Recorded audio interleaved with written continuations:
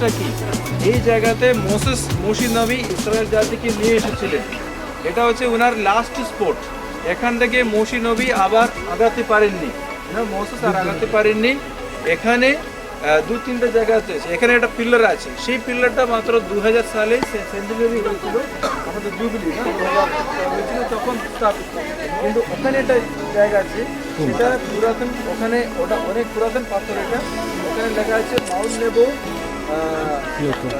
Place, holy place, pilgrim place of Christian, হ্যাঁ, place of Moses. এখানে মসির মৃত্যু হয়েছে, এই পাহাড়ের উপরে এখানে মসি নবীর মোসেসের মৃত্যু হয়েছে।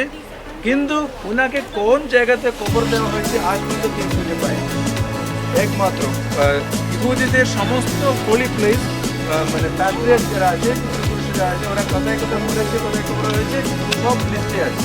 কিন্তু মসি নবীর লিস্টে কেউ খুঁজে পায়, তার জন্য আমরা জানি এখানে